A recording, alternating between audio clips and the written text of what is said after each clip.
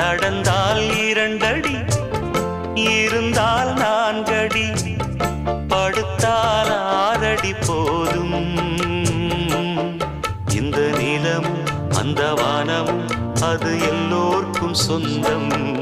அடி சொல்லடி ஞான பெண்ணே, உண்மை சொல்லடி ஞான பெண்ணே, சொல்லடி ஞான பெண்ணே, உண்மை சொல்லடி ஞான பெண்ணே. நடந்தால் 2 அடி, இருந்தால்